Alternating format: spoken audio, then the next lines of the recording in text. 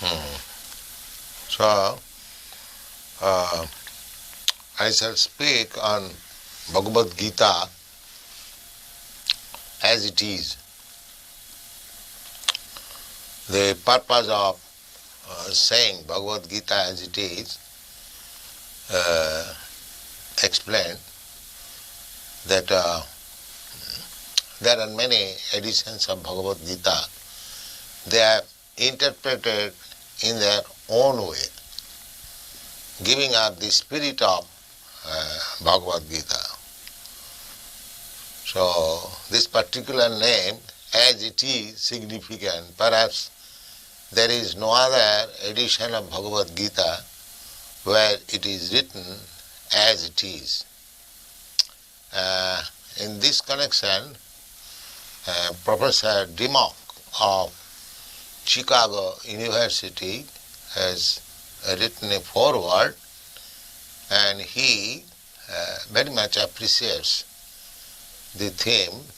He says, Swami Bhaktivedanta comments upon the Gita from this point of view, and that is legitimate. She accepts that Bhagavad Gita as it is legitimate presentation of the great book of knowledge. And he also says, more than that, in this translation, the Western reader has the unique opportunity of seeing how a Krishna devotee interprets his own text.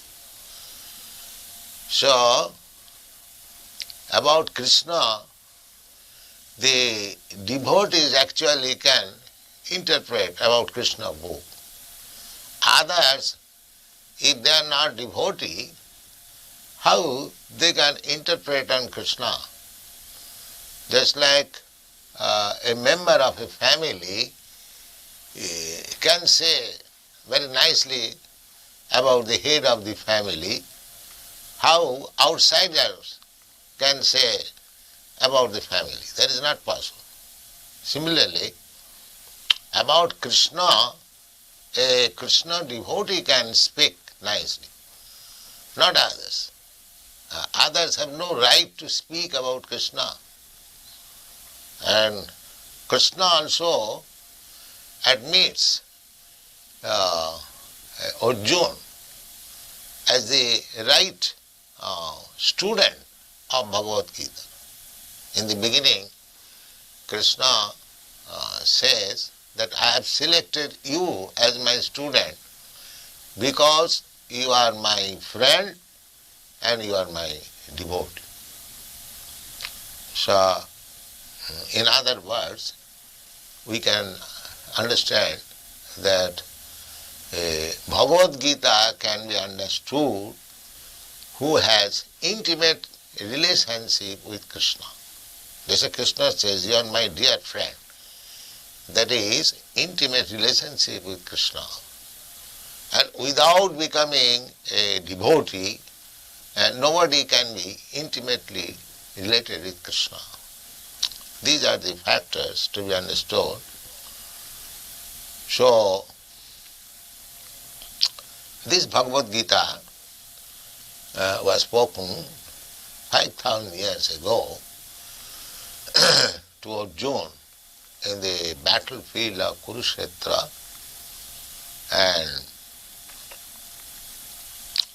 the science of understanding God is there in this Bhagavad Gita. Bhagavad Gita is the science of God.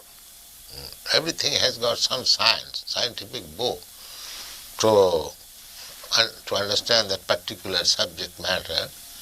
Similarly, there are different types of concept of God.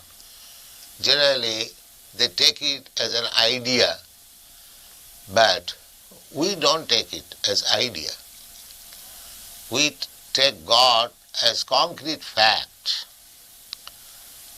Just like you are seeing me, I am seeing you. This is concrete fact. Similarly, a God can be seen by you, and God is already seeing you. There is no doubt about it. But you can see also God. So that process we have to understand, how to see God. That process is mentioned in all the Vedic scripture. That is called Bhakti Yoga, that process. Krishna also says in the Bhagavad Gita, Bhaktya mam abhijanati javan jasyami tatat. If anyone wants to know Krishna, what he is, then one has to accept the process of Bhakti Yoga. There are different types of yogas. Yoga means linking oneself with the Supreme Personality of Godhead. So, speculative yoga will not help us. You have to take concrete yoga. Concrete yoga is Krishna consciousness.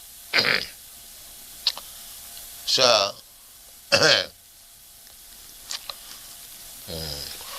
we have given our introduction of the Bhagavad Gita that one has to understand Bhagavad Gita as it is directed in the Bhagavad Gita. There is direction. How to read Bhagavad Gita. People are reading Bhagavad Gita without taking the direction. This we have explained in the manner that if you take some medicine, there is some direction on the bottle, that this is the dose. You take so many drops, so many times, that is direction. Similarly, for understanding Bhagavad Gita actually, you have to accept the direction as given by the author himself, Krishna. He says that long ago, some 40 millions of years ago, he first spoke this Bhagavad Gita to the sun god. And the sun god transmitted the knowledge to his son Manu. And Manu transmitted the knowledge to his son Ikhaku. Imam vivassati yogam prattavan aham abhayam. Vivashan manave praha manu ikhaga vibravit. So, the Rajarshis, they are all kings. Manu is king, Maharaj Ikhaku is also king, and the sun god Vivashan, he is also king. He is the king of the sun planet, and his grandson Ikhaku became the king of this planet, Maharaj Ikhaku, and in this dynasty, which is known as Raghuvansha, Lord Ramchandra appeared. It is a very old monarchical family, Ikhaku Vansha, Raghuvansha. Vansha means family. So formally, the kings, the head of the administrative executive, they used to learn the thesis or the injunction given by God. So, according to Bhagavad Gita, only a devotee of Krishna, a person who is intimately related with Krishna, he can understand what is Bhagavad Gita. So, Krishna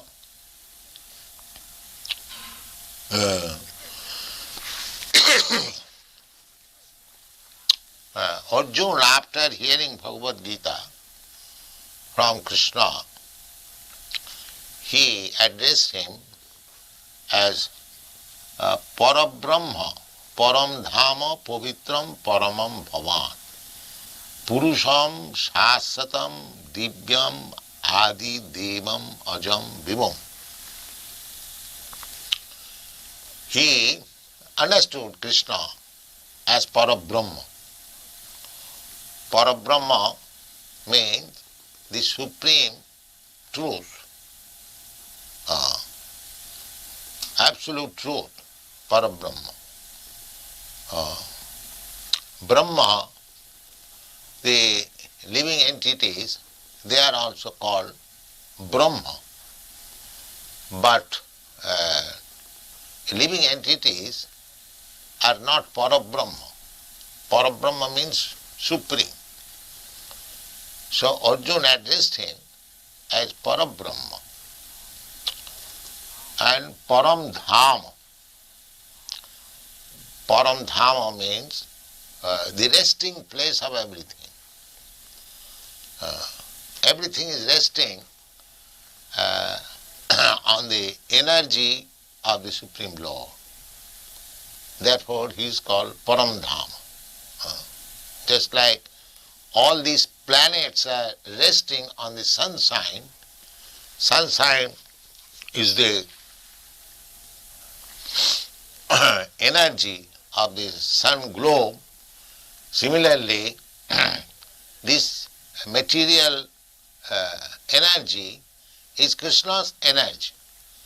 And everything is material or spiritual, everything is resting on Krishna's energy. The resting place is Krishna's energy.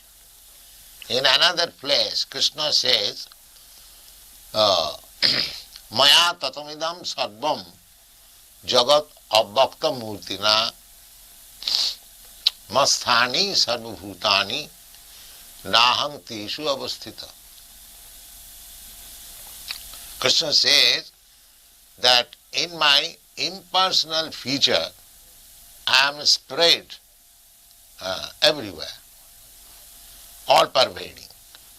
God is all pervading by his impersonal feature, namely his energy.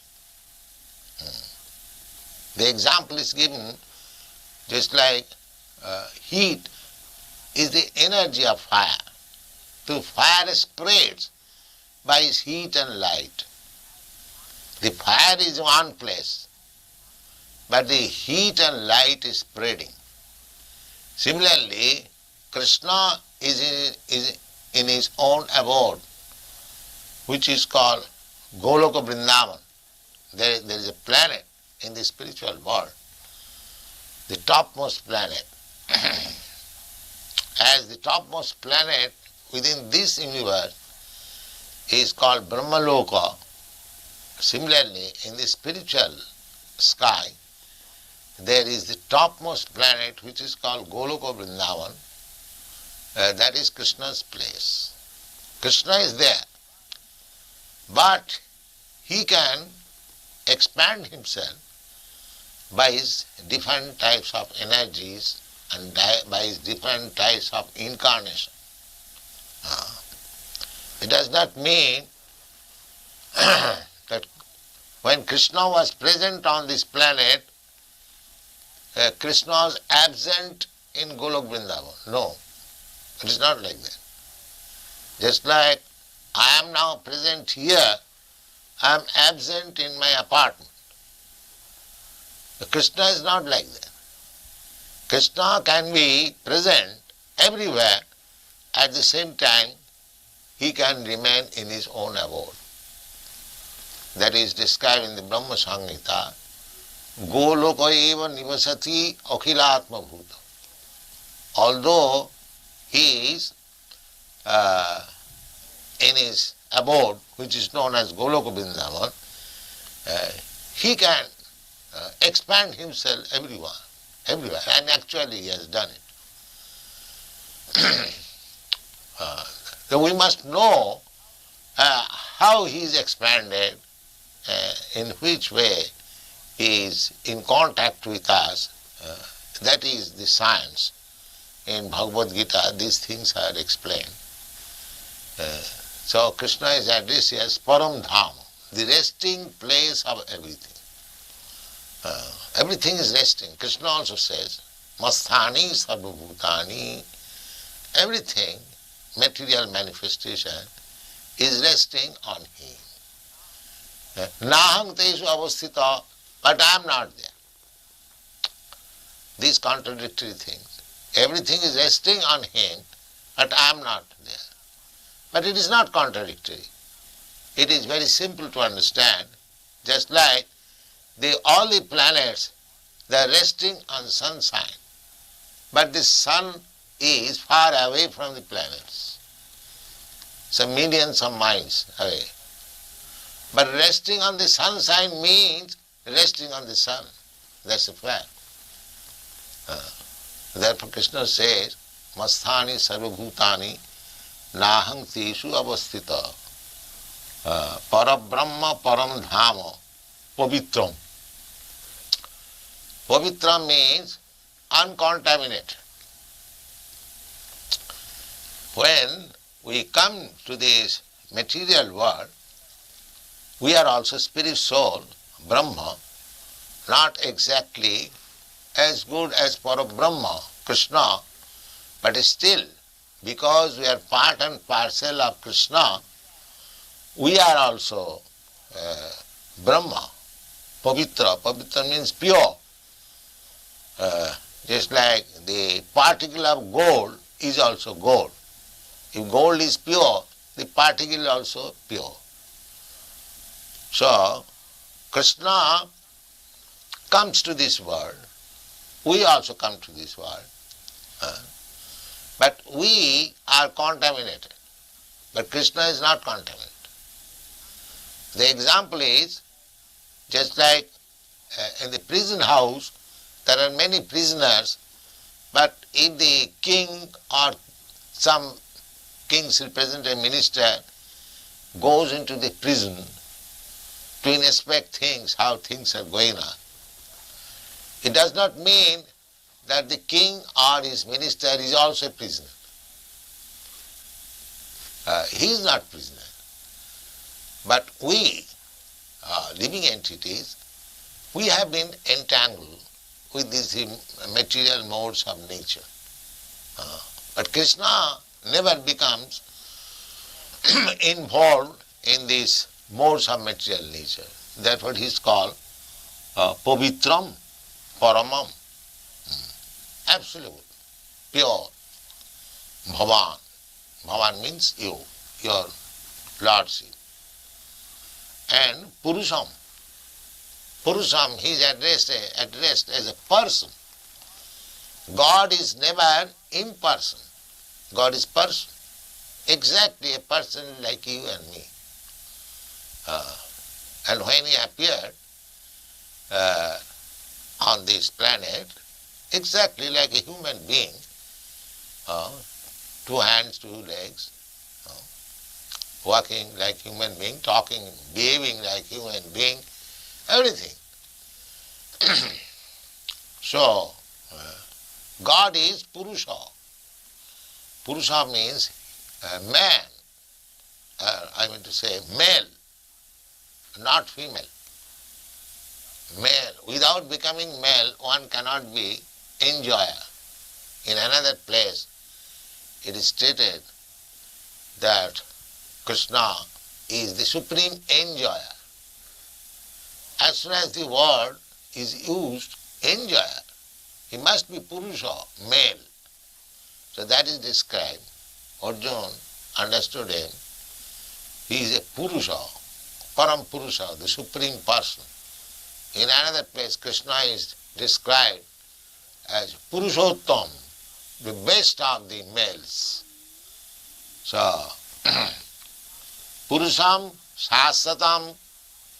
Shasatam means eternal. The Mayavadi philosopher, they think that the absolute truth is impersonal. Maya Shakta Manaprartha Jugam Junyan Madasraya Asangsayam Samagrang Mam Jatha Gyasasi Tachino. Arjuna is being advised by Krishna what is God.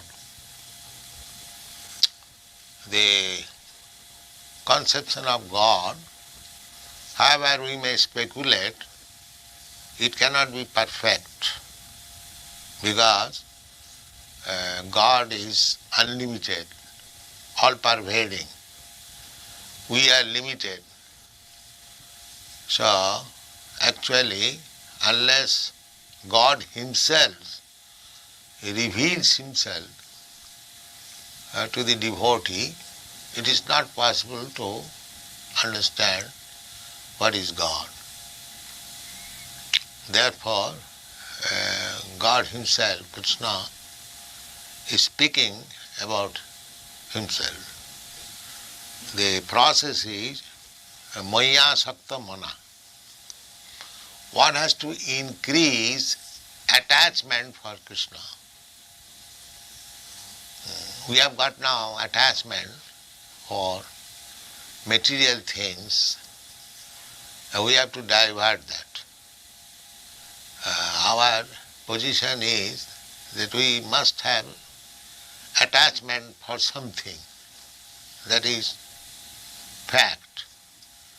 So now, on the bodily concept of life, we have got attachment to this body, and anything pertaining to this body, we have got attachment. Just like I have got attachment for my wife. Why? There are millions and thousands of women, beautiful women. I have no attachment for them, but my attachment for my wife, even though she may not be very beautiful, is a fact. Why? Because due to her relation with my body. And similarly, I have got attachment for my country. I have got attachment for my home, my so many things, because I am thinking I am this body, and anything in connection with this body, I am thinking mine. So at the present, my conception of I and mine is wrong. Therefore, if we divert that attachment to Krishna, then we can understand Krishna or God perfectly well. Krishna is just like sun. When there is sunshine, you can see the sun and yourself also. Without sunshine, in the darkness of night, neither you can see the sun nor yourself. Therefore, the process is Maya Saktamana, developing Krishna consciousness. Maya Saktamana Prartham Jugam Junyan Madasaya. This is the yoga. Yoga means connect. Yogam Junyan, that yoga should be practiced in connection with Krishna. Therefore he said, Mat Asra. Mat means me or mine. And Asra means taking shelter. So either you take shelter of Krishna or Krishna's representative. Of course, it is not possible for us to take shelter of Krishna, because Krishna is not present at the present moment, but his representative is there. So one has to take shelter of his representative and practice bhakti yoga, concentrating his mind on Krishna. This is called Krishna consciousness. One has to take shelter of a person whose life is devoted to Krishna, and under his direction we have to practice how to develop Krishna consciousness, and then Krishna will be revealed. The revelation, proportionate revelation, is proportionate advancement in seeing Krishna directly.